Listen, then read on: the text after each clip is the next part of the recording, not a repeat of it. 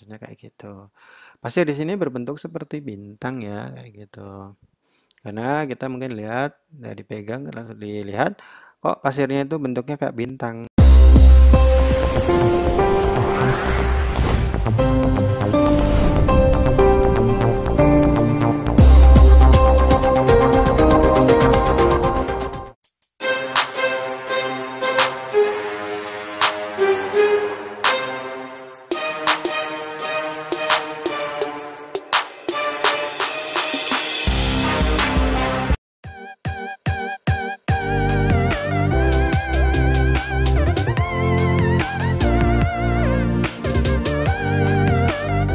Halo, assalamualaikum warahmatullahi wabarakatuh. Kembali lagi bersama saya Selamat Riyadi dalam channel kelas Jepang. Berikutnya saya akan menjelaskan pola kalimat JLPTN 3, yaitu mengenai itaida, rashi, dan poi. Part pertama saya akan menjelaskan pola kalimat mitai. Ya. Nah, mitaida atau mitai ya sebenarnya. Da itu sebenarnya untuk des saja. Des bentuk biasa, da jadinya. Nah, mitai ini artinya adalah seperti ya. Jadi nani mitai berarti seperti nani gitu ya. Nah, pola kalimatnya rumusnya seperti ini. Jadi kata benda. Nah, ini kata kerja, kata sifat i, kata sifat na ya. Nah, kalau kata benda langsung kata benda mitai da, mitai ni, mitai na ya. Kalau kata kerja juga langsung bentuk biasa langsung ya. Ru atau nai atau bentuk tak langsung mitai. Kalau kata sifat i juga sama, langsung aja. Tetap pakai i ya, misalkan yang double i tetap pakai i ya. Langsung mitai da, mitai ni, mitai na. Kemudian kata sifat na, na-nya dihapus ya, nggak pakai na. Langsung mitai ni, mitai da ya. Nah, di sini ada 3 format seperti ini. Mitai da itu berarti untuk kalau sudah selesai ya, titik ya. Nah, kalau untuk kalimat sudah selesai pakainya mitai da atau mitai des gitu ya. Oke, titik itu pakai yang ini. Kalau mitai ini, nah ini mitai ini itu biasanya di sini ada lanjutan kalimatnya atau biasanya ada kata kerja ya. Jadi mitai ini intinya untuk dengan cara seperti itu ya, atau sesuai dengan gitu. Nah, mitai ini nanti kata kerjanya apa atau kalimat berikutnya seperti apa kayak gitu. Kalau mitai na, na ini berarti sini ada kata benda ya. Nah, ini kan seperti kata sifat na ya, berarti mitai na kata bendanya apa ya. Jadi kata benda yang kelihatan seperti apa gitu. Jadi depannya apa di sini. Maknanya seperti ya.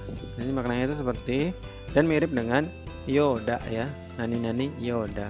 Nah, nanti sebenarnya mirip tapi nanti cuman paling beda di strukturnya. Nah, bedanya di mana? Kita lihat di contoh katanya di bawah ini.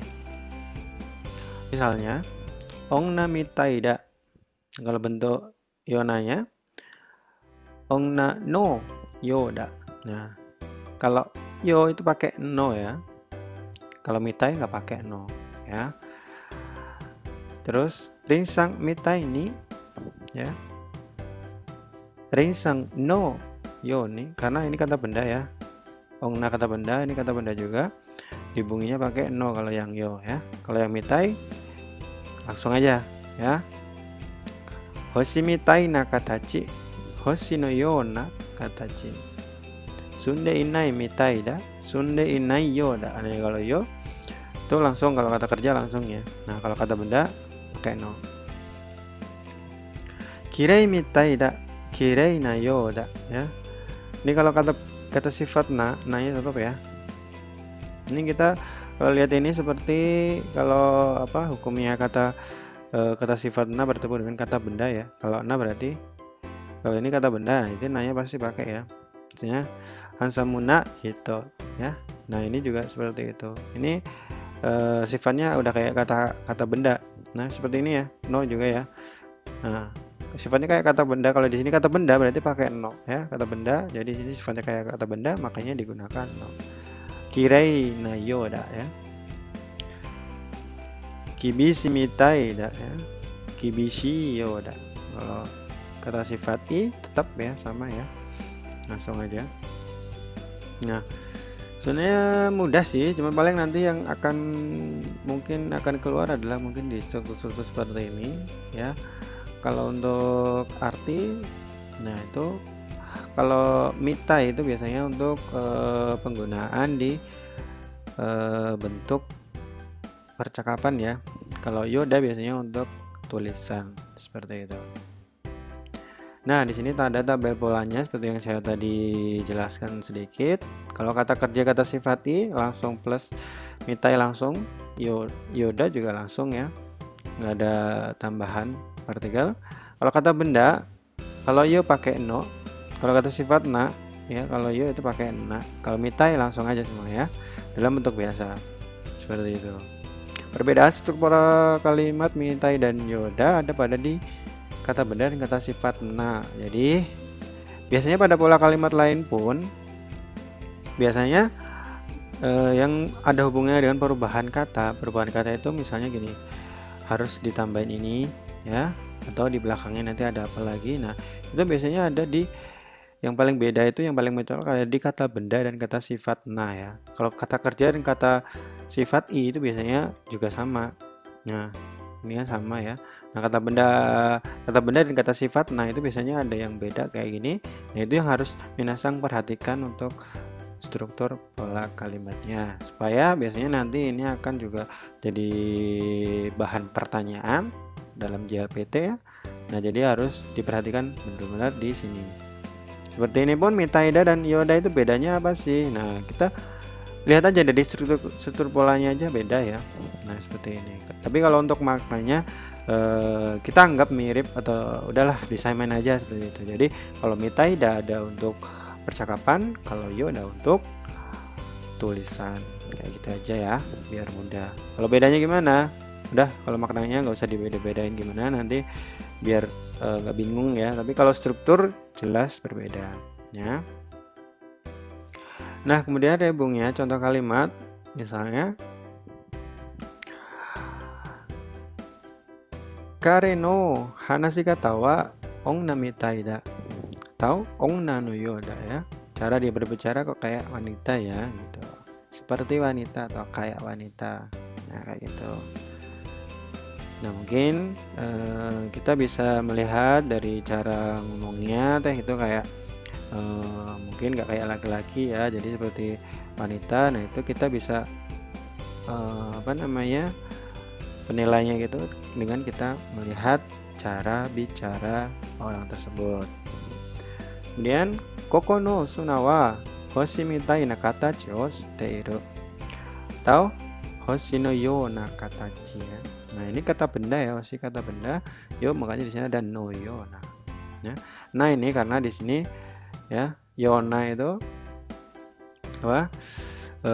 Jadi kata sifatnya ya, kata sifatnya. Jadi bentuknya itu kayak bintang, maksudnya kayak gitu. Pasti di sini berbentuk seperti bintang ya, kayak gitu.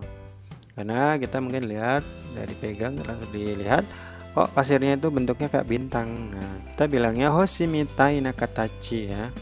Nah, hoshi mitai itu jadi bentuknya aja seperti bintang. Kemudian rebung kemudian kono apato wa daremo sunde inai mitai da. Nah, ini kata kerja nih, sunde inai ya. Sunde inai mitai da. Jadi sunde inai yoda kalau yona ya. Jadi maksudnya apartemen ini sepertinya tidak ada yang menghuni. Mungkin dengan kita melihat apartemennya ketutupan terus atau misalkan kok nggak bersih ya kayak gitu. Jadi kita setelah melihat apartemen ini sepertinya nggak ada yang menghuni, nggak ada orang pernah masuk atau keluar gitu kan. Jadi kita bilangnya sunde inai mitai da kayak gitu ya. Rinsang mitai ni Nihongo ga umaku naritai atau rinsang no yoni ya. Nah, karena ini rinsang kata benda, yo, kayak di sini harus ada no. Kalau mitai langsung aja rinsang mitai ni. Kenapa ada ni? Karena di sini kita ada kosakata ada kalimat lagi, ada kalimat sambungannya untuk ini sebagai keterangannya ya. Jadi Nihongo ga umaku naritai, ingin pandai atau ingin lancar bahasa Jepangnya kayak apa sih gitu. Nah, ini sebagai keterangannya ya. Jadi kalau untuk ni itu berarti sebagai keterangan. Ya, saya ingin bahasa Jepang saya lancar seperti Rinsang ya. Mungkin Rinsangnya udah bisa bahasa Jepang dengan kita lihat, oh dia bisa ngomong bahasa Jepang terus pintar misalkan gitu ya. Nah, itu kita bisa Rinsang mita ini, jadi seperti Rinsang. Nah, mungkin sekilas itu aja yang bisa saya jelaskan. Mudah-mudahan sih mudah dipahami ya. Kalau misalkan ada yang belum jelas atau ada yang bingung, silahkan ditanyakan di kolom komentar. Jangan lupa untuk like dan subscribe, share video dari kami ya, channel Kelas Jepang, supaya kami bisa update terus video yang terbaru dan bisa bermanfaat untuk kita semua. Yoroshiku onegaishimasu. Sekian, wassalamualaikum warahmatullahi wabarakatuh.